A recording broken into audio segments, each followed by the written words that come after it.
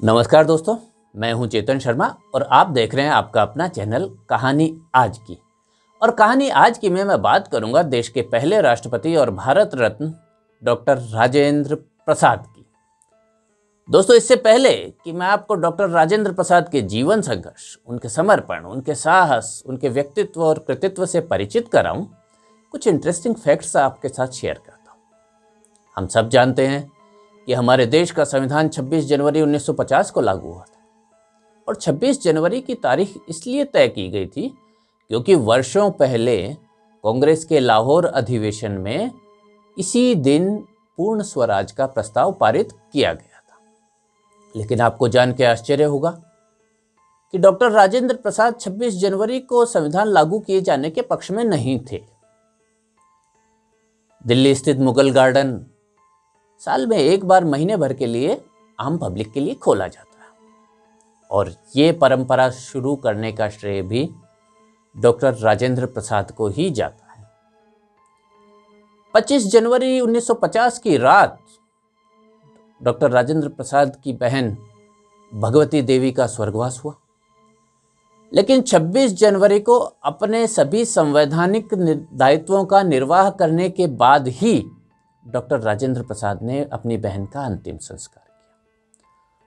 और इन सब से हट के इंटरेस्टिंग बात यह भी है कि नेहरू जी नहीं चाहते थे कि डॉक्टर राजेंद्र प्रसाद देश के राष्ट्रपति बने, लेकिन इसके बावजूद डॉक्टर राजेंद्र प्रसाद न केवल देश के राष्ट्रपति बने, बल्कि वे हमारे देश के इतिहास में एकमात्र राष्ट्रपति हैं जिन्होंने लगातार 2 टर्म तक इस पदभार को संभाला। और दोस्तों, यदि आप तत्कालीन परिवेश को और अच्छे से समझना चाहें तो 2 बुक्स रेकमेंड करता हूं आपको।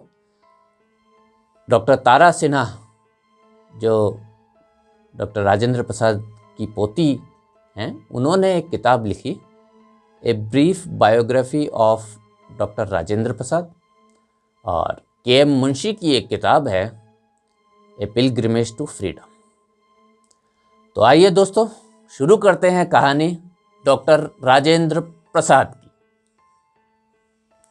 डॉक्टर राजेंद्र प्रसाद का जन्म 3 दिसंबर 1884 को जीरादेही जिला सीवान, बिहार में हुआ। आरंभिक शिक्षा एक मौलवी साहब ने दी, जिन्होंने उनको पर्शियन, संस्कृत और गणित की शिक्षा प्रदान की।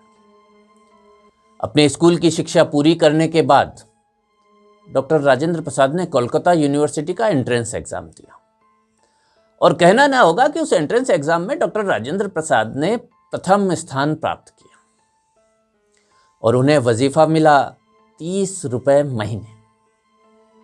1905 में कोलकाता यूनिवर्सिटी से साइंस में ग्रेजुएशन करने के बाद उन्होंने अपना रुख आर्ट्स की ओर किया और 1907 में पोस्ट ग्रेजुएशन किया। कुछ समय तक उसके बाद मुजफ्फरपुर, बिहार में पढ़ाया भी, लेकिन फिर वो कोलकाता लौट गए और कानून की पढ़ाई शुरू की। पढ़ाई पूरी कर लेने के बाद कोलकाता हाई कोर्ट में वकालत शुरू की और उनकी पढ़ाई के दौरान ही एक इंटरेस्टिंग वाकया ये पेश आया कि एक एग्जामिनर ने डॉक्टर राजेंद्र प्रसाद की कॉपी पर लिखा कि the examinee is better than the examiner. 1916 में पटना में हाई कोर्ट खुला तो डॉक्टर राजेंद्र प्रसाद कोलकाता से पटना शिफ्ट हो गए और ये समय आते आते डॉक्टर राजेंद्र प्रसाद भारतीय स्वतंत्रता आंदोलन में काफी सक्रिय हो चुके थे। कांग्रेस की सदस्यता वे पहले ले ही चुके थे और चंपारण सत्याग्रह ने मानो डॉक्टर राजेंद्र प्रसाद और भारतीय स्वतंत्रता आंदोलन को एकाकार कर दिया। असहयोग आंदोलन का प्रस्ताव पारित होते ही डॉक्टर राजेंद्र प्रसाद ने अपनी वकालत और पढ़ाने का काम दोनों ही छोड़ दिया और पूरा समय भारतीय स्वतंत्रता आंदोलन को देने लगे। 3 बार कांग्रेस के अध्यक्ष बने और अनेकों बार स्वतंत्रता आंदोलन में भाग लेने के कारण जेल भी गए। देश के आजाद होने के समय जब संविधान सभा के गठन का प्रश्न उठा तो डॉक्टर राजेंद्र प्रसाद को संविधान सभा का अध्यक्ष बनाया। 1962 में जब तीसरा चुनाव राष्ट्रपति के लिए ड्यू हुआ तो डॉक्टर राजेंद्र प्रसाद ने अपनी तबीयत खराब होने के कारण चुनाव लड़ने से मना कर दिया और राष्ट्रपति भवन से विदा लेने के बाद वे सदाकत आश्रम पटना जाके रहने लगे। सितंबर 1962 में उनकी पत्नी राजवंशी देवी का स्वर्गवास हुआ।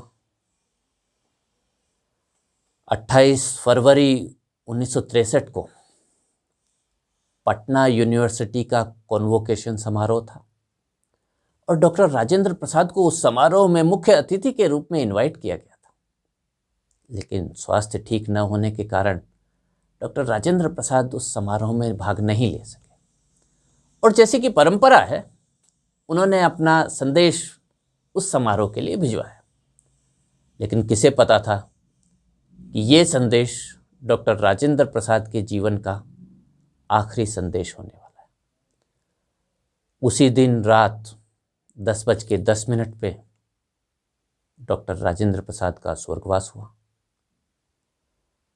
और इसी के साथ इस युग पुरुष और प्रेरक व्यक्तित्व के जीवन का अंत हो।